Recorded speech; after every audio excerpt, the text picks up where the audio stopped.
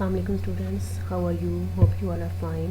Yes student, today we are going to learn about biochemistry chapter number 13. In biochemistry we will study about different topic. First one is carbohydrates, protein and lipids.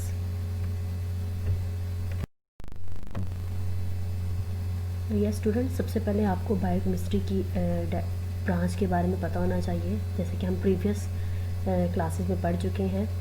Biochemistry to different terms हैं. Bio means biology से लिया गया and chemistry and other branch.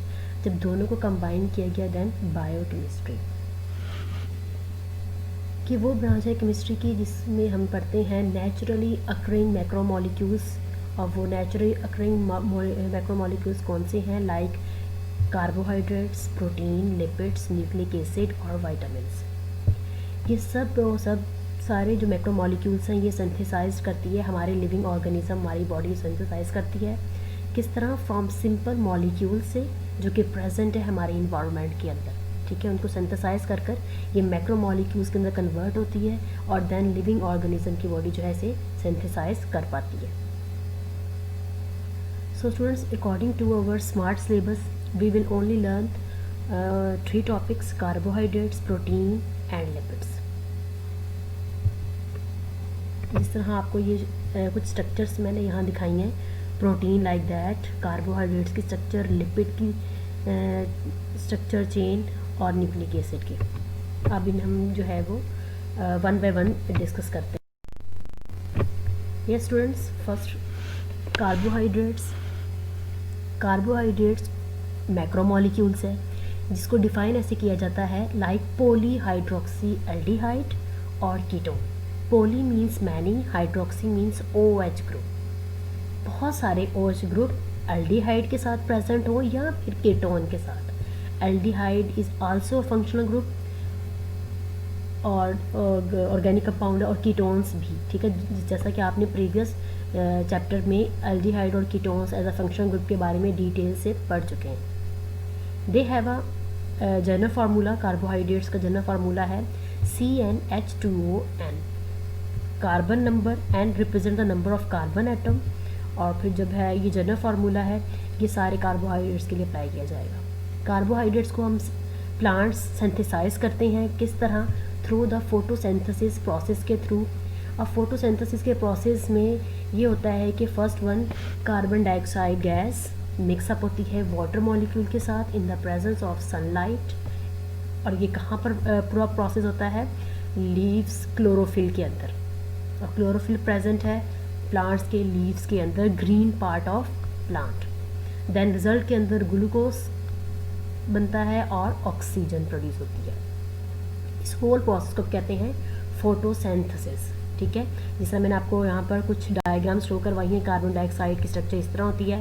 Carbon जो है वो double bond oxygen के साथ attach होता है और वाटर की H2O 2 हाइड्रोजन और 1 ऑक्सीजन के साथ पोलर कोवलेंट बॉन्ड, ये भी आप ऑलरेडी पढ़ चुके हैं ना. क्लोरोफिल, ग्लूकोज की स्ट्रक्चर शो की गई है जिसके अंदर 6 कार्बन है, 12 हाइड्रोजन है एंड 6 ही ऑक्सीजन प्रेजेंट है. और इसमें फंक्शनल ग्रुप या तो एल्डिहाइड्स होगा या कीटोन प्रेजेंट होगा. ठीक है, नाउ यहाँ पे ये पूरा फोटोसिंथेसिस का प्रोसेस शो किया जा रहा है कि सनलाइट की प्रेजेंस में लीव्स के क्लोरोफिल के अंदर जब कार्बन डाइऑक्साइड और वाटर मिक्सअप होते हैं और ग्लूकोज की फॉर्मेशन होती है और इस तरह जो प्लांट्स कार्बोहाइड्रेट को ईजिली सिंथेसाइज कर पाते हैं. नाउ कार्बोहाइड्रेट्स की एक मेजर ब्रांच, एक मेजर ग्रुप जिसे हम कह सकते हैं ग्लूकोज है. अब ग्लूकोज को फर्दर पॉलीमराइज किया गया है स्टार्च और सेलुलोज के अंदर. कार्बोहाइड्रेट्स आल्सो उसके भी क्लासीफाई किया गया है like monosaccharides first one, second oligosaccharides and third one is polysaccharides. First one monosaccharides. Mono means 1 unit. ठीक है, शुगर का 1 यूनिट. अब इसके बारे में डिटेल से पढ़ते हैं. मोनोसैकराइड्स सिंपलेस्ट शुगर होता है जो कि हाइड्रोलाइज नहीं किया जाता है इसको. और इसके अंदर जो है जो नंबर ऑफ कार्बन एटम है वो 3 to 9. 3 से लेकर 9 तक जितने भी कार्बन नंबर एटम हैं वो मोनोसेक्राइड्स के अंदर प्रेजेंट होते हैं। इसलिए इनके according to the carbon atom numbers इनको क्लासीफाई किया गया है like trioses, tetroses, pentoses and hexoses. Tri means 3 number of carbon atom present होंगे, टेट्रा में 4, पेंटा में 5 एंड हेक्सो में 6। इस तरह सो ऑन ये 9 तक जाएगा। इम्पोर्टेंट मोनोसेक्राइड्स जो है इन सब के अंदर वो हेक्सोज है। 6 कार्बन वाली जो मोनोसेक्राइड है वो बहुत ज़्यादा इंपॉर्टेंट है। लाइक उसके अंदर बेसिक कौन से मॉलिक्यूल आ जाएंगे, ग्लूकोज और फ्रक्टोज। ग्लूकोज जिसे हम कहते हैं penta hydroxy aldehyde. Penta means 5, hydroxy means OH group, aldehydic group means 5 carbon के साथ अल्टरनेट पोजीशन पर OH ग्रुप और साथ में H ग्रुप अटैच होगा और उनके अंदर फंक्शन ग्रुप एल्डिहाइड प्रेजेंट है। So that structure is known as glucose. जिस तरह स्टूडेंट्स आपको ये स्ट्रक्चर नज़र आ रही है, इसके अंदर जो है आप देख सकते हैं ग्लूकोज जो है वो पेंटा हाइड्रोक्सी है,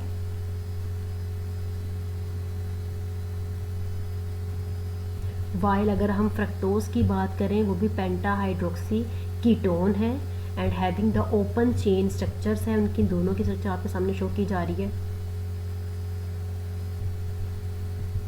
जी स्टूडेंट्स, यहाँ पर आप देखेंगे कि ग्लूकोज के अंदर अल्डिहाइड ग्रुप प्रेजेंट है और फ्रक्टोज के अंदर जो है वो कीटोन ग्रुप प्रेजेंट है। इस तरह अल्टरनेट पोजीशन पर HOH बॉन्ड ग्रुप प्रेजेंट है और इसके अंदर जो है वो ग्लूकोज के अंदर अल्डिहाइड ग्रुप प्रेजेंट है। जिस तरह आप यहाँ देख सकते हैं कार्बन 1, 2, 3, 4, 5 पेंटा।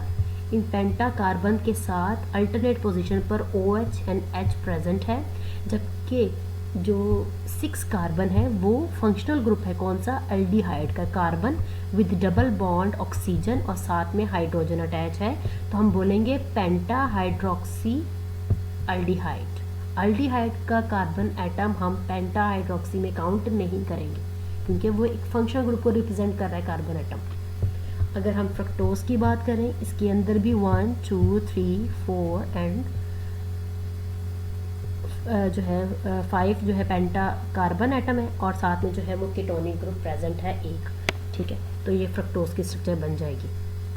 नाउ हम मोनोसेक्राइड्स की कुछ जो है प्रॉपर्टीज डिस्कस कर लेते हैं कि कैरेक्टरिस्टिक्स क्या हैं। मोनोसेक्राइड्स देखने के अंदर फिजिकली वाइट क्रिस्टलाइन सॉलिड्स होते हैं और ये वाटर के अंदर सॉल्युबल है। इनका टेस्ट जो होता है वो स्वीट होता है, स्वीट टेस्ट होता है।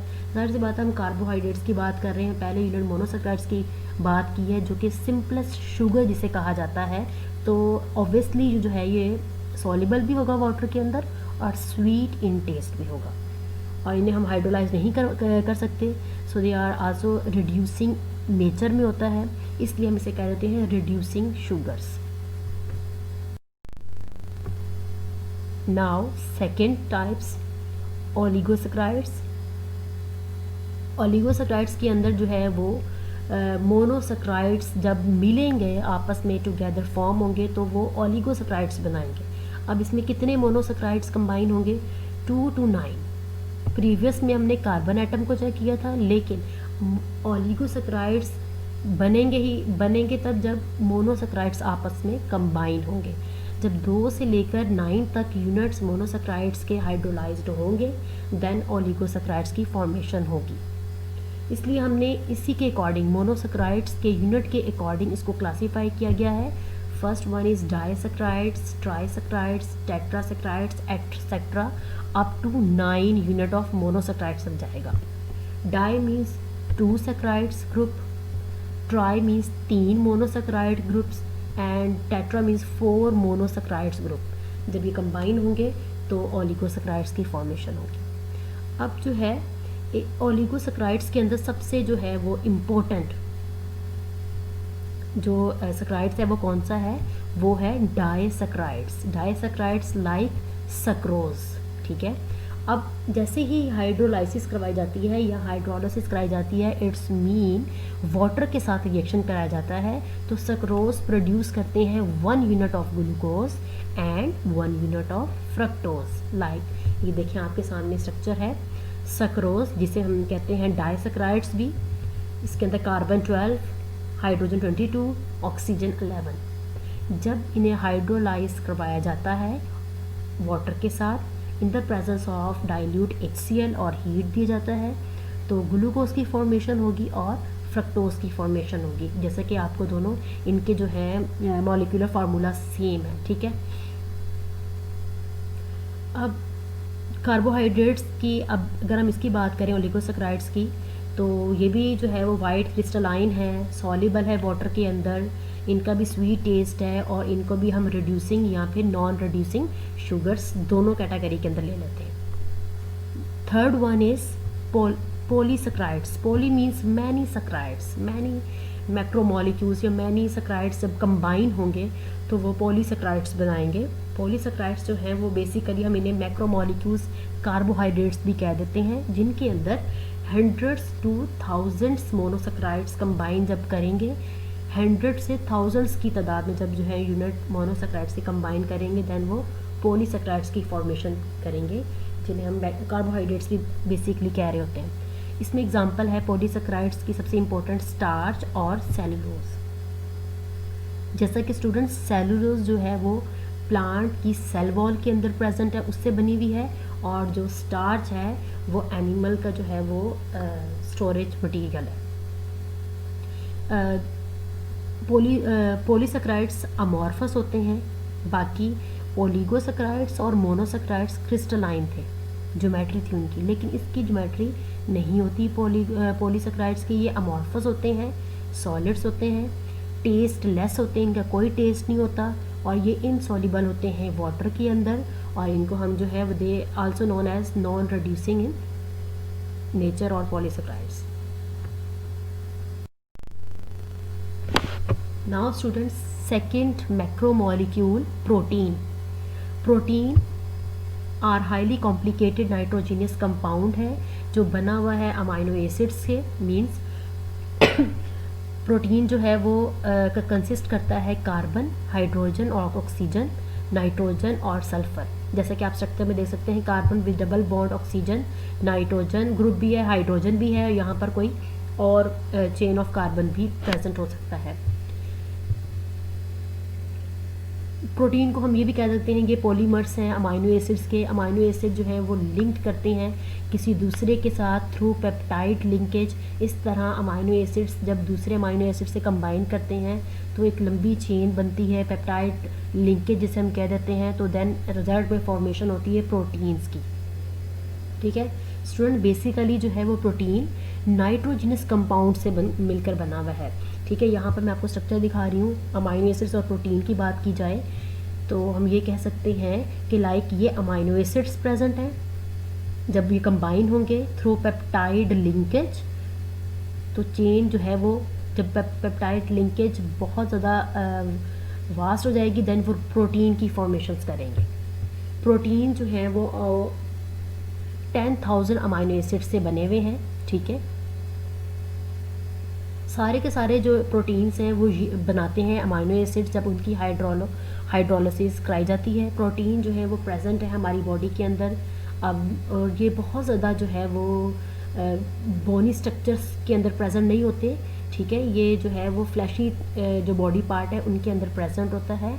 लाइक अगर हम बात करें सेल्स की, टिश्यूज़ की, एनिमल्स की, तो ये जो है वो अप टू 50% टिश्यू और एंड सेल्स ऑफ एनिमल्स का जो अबाउट 50% जो ड्राई वेट है वो इसी पे डिपेंड करता है, प्रोटीन पर डिपेंड करता है, प्रोटीन से ही बना हुआ है।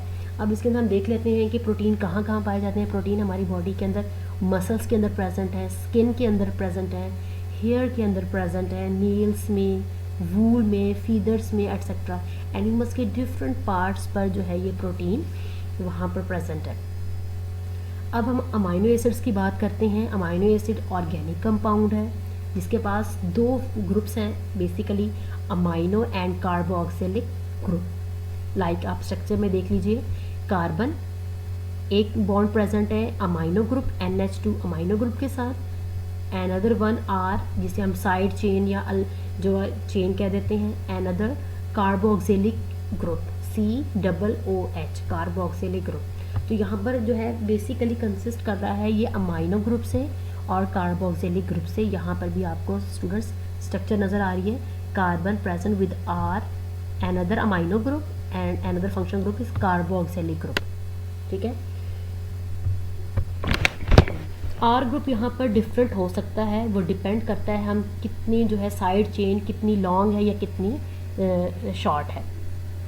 बेसिकली 20 अमाइनो एसिड्स प्रेजेंट हैं, जिसमें से कैटेगराइज किया गया है essential amino acids and non essential amino acids. आइए इनके बारे में पढ़ते हैं। जो 20 अमाइनो एसिड्स में जो 10 अमाइनो एसिड्स हैं जिन्हें हम कहते हैं नॉन एसेंशियल अमाइनो एसिड्स, इन्हें हम क्यों कहते हैं? क्योंकि ये अमाइनो एसिड जो हैं वो सिंथेसाइज हमारी बॉडी खुद ही कर लेती है। ठीक है, हमारी बॉडी इन अमाइनो एसिड को खुद ही सिंथेसाइज कर रही है, सो हम इन्हें कहते हैं नॉन एसेंशियल अमाइनो एसिड्स। ये ऑलरेडी बाय नेचुरली हमारी बॉडी के अंदर प्रेजेंट है, वो खुद ब खुद वहाँ पर सिंथेसाइज होती है और वो हमें जो है वो हमारे लिए फ़ायदेमंद है।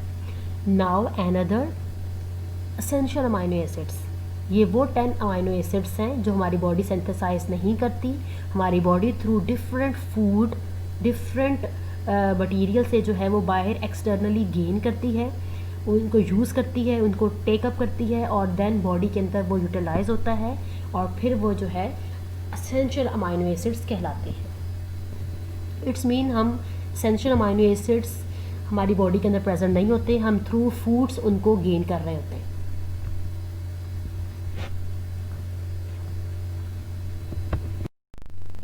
Now another topic related to amino acids. Amino acids are building block of protein. कि अमाइनो एसिड जो हैं वो प्रोटीन के बिल्डिंग ब्लॉक्स हैं। इट्स मीन अमाइनो एसिड नहीं होगा तो प्रोटीन की फॉर्मेशन ही नहीं होगी। लाइक अगर किसी बिल्डिंग को पूरा कंप्लीट करने के लिए उसकी बेसिक मटेरियल क्या होता है, बेसिक कंपोनेंट क्या होता है, दैट इज़ ब्रिक, ईंट। अगर ईंट ही नहीं होगी तो क्या वो बिल्डिंग बिल्कुल भी जो है वो अपने पाया तकमील तक नहीं पहुंचेगी। इट्स मीन प्रोटीन के जो बिल्डिंग ब्लॉक्स हैं वो अमाइनो एसिड्स हैं। ठीक है, 2 अमाइनो एसिड्स आपस में लिंक करते हैं थ्रू किस लिंकेज के साथ, पेप्टाइड लिंकेज के साथ, और फिर फॉर्मेशन वहाँ पर होती है प्रोटीन की और वहाँ से वाटर मॉलिक्यूल्स जो है एलिमिनेट हो रहा होता है, रिमूव हो रहा होता है और डिफरेंट जो है वो पेप्टाइड लिंकेज के थ्रू प्रोटीन की फॉर्मेशन होती है। जिस तरह आपके सामने यहाँ गिवन है, एक amino acids and second one amino acids ये आपस में कंबाइन करेंगे और इनमें से एक वाटर मॉलिक्यूल जब एलिमिनेट होगा तो एक पेप्टाइड लिंकेज बन जाएगी। ठीक है, जिस तरह स्टूडेंट्स आप देख रहे हैं ये एक अमाइनो एसिड्स है, पेप्टाइड लिंकेज के अंदर यहाँ से इसको कंबाइन करेगा और ये दोनों आपस में कंबाइन होंगे through peptide linkage. It's mean ये वाला अमाइनो ग्रुप कंबाइन कर जाएगा इस कार्बोक्सिलिक एसिड के साथ, यहाँ से एक हाइड्रोजन और यहाँ से OH की रिमूवल होगी, OH plus H, H2O minus हो जाएगा, एलिमिनेट हो जाएगा। तो यहाँ पर एक कार्बन के साथ डायरेक्ट NH की बॉन्ड फॉर्मेशन हो जाएगी जिसे हम कहते हैं पेप्टाइड लिंकेज, और इस तरह पेप्टाइड लिंकेज के थ्रू प्रोटीन की फॉर्मेशन हो जाएगी। इस तरह अमाइनो एसिड्स पॉलीमराइज होने के बाद बहुत सारे जो है प्रोटीन्स की फॉर्मेशन करते हैं। Now students, third one macromolecule is lipid. बहुत ही इंपॉर्टेंट है ये। अब लिपिड्स मैक्रोमोलिक्यूल्स ये मिलकर बनते हैं फैटी एसिड से। लिपिड्स इंक्लूड करते हैं ऑयल्स एंड फैट्स। ऑयल और फैट्स आर एस्टर्स, हम इन्हें एस्टर्स भी कहते हैं। जब ये लॉन्ग चेन कार्बोक्सिलिक एसिड के साथ मिलकर बनाते हैं तो वो ग्लाइसरॉल की फॉर्मेशन करते हैं, जिस तरह आपके सामने एक स्ट्रक्चर गिवन है। ये सारे एस्टर्स जब मिलते हैं और फिर ये फॉर्मेशन करते हैं ग्लाइसरॉल की, और देन ये अगर हम 3 फैटी एसिड्स को आपस में कंबाइन करें विद ग्लाइसरॉल, देन फॉर्मेशन हो जाएगी ट्राईग्लिसराइड। मीन्स हमने 3 फैटी एसिड्स लिए हैं। इट्स मीन फैटी एसिड मिलकर डिफरेंट लिपिड्स की फॉर्मेशन करते हैं। जिस तरह आपके सामने यहाँ पे स्ट्रक्चर गिवन है और यहाँ भी एक डायग्राम मैंने दी है। ऑयल्स की बात करें तो ऑयल जो है वो रूम टेम्परेचर पर लिक्विड फॉर्म के अंदर एग्जिस्ट करता है और ये ट्राईग्लिसराइड है, अनसैचुरेटेड फैटी एसिड भी इसे कहते हैं। अगर हम फैट्स की बात करें, फैट्स रूम टेम्परेचर पर सॉलिड फॉर्म के अंदर होते हैं, ये भी ट्राईग्लिसराइड है, सैचुरेटेड फैटी एसिड्स हैं। ऑयल जो है वो अनसैचुरेटेड फैटी एसिड्स है, जबकि फैट्स सैचुरेटेड फैटी एसिड्स है। ऑयल्स रूम टेम्परेचर पर लिक्विड फॉर्म के अंदर एग्जिस्ट करते हैं, while fats at room temperature solids होते हैं। ये इन दोनों का डिफरेंस है, ये बहुत इंपॉर्टेंट है। नाउ फैटी एसिड्स के बारे में पढ़ते हैं। फैटी एसिड्स बिल्डिंग ब्लॉक है लिपिड्स का। जिस तरह अमाइनो एसिड बिल्डिंग ब्लॉक था प्रोटीन का, इसी तरह फैटी एसिड्स बिल्डिंग ब्लॉक है लिपिड्स का। लिपिड्स फैटी एसिड के बगैर बिल्कुल भी जो है फॉर्म नहीं हो सकते। जब लॉन्ग चेन सैचुरेटेड या अनसैचुरेटेड कार्बोक्सिलिक एसिड कंबाइन करते हैं तो देन डिफरेंट फैटी एसिड्स बनते हैं। और जैसे कि आपको दो इंपॉर्टेंट यहाँ पर given examples, palmitic acids and stearic acid. इनकी स्ट्रक्चर्स और विद नेम अच्छे से इनको लर्न कर लीजिएगा, ये फॉर शॉर्ट और एमसीक्यूज के लिए बहुत इंपॉर्टेंट है।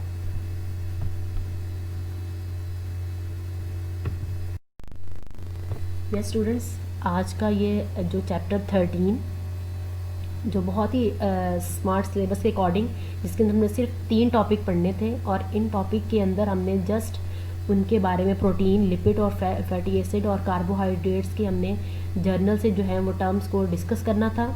इसके अंदर जो है वो एक्सक्लूड क्या किया गया है, सोर्सेज और यूजेज ऑफ दीज मैक्रोमोलिक्यूल्स को आपने नहीं पढ़ना, ये एक्सक्लूड कर दिया गया है, ये जो है वो स्किप कर दिया गया है आपके अकॉर्डिंग टू स्मार्ट सिलेबस के थ्रू। यहाँ पर एक्सरसाइज भी गिवन है, तो इसके थ्रू आप अच्छे से अपनी बोर्ड की तैयारी कर लीजिएगा। I hope you all understand well. Thank you so much. Wait for the next lecture इंशाल्लाह। अल्लाह हाफिज़।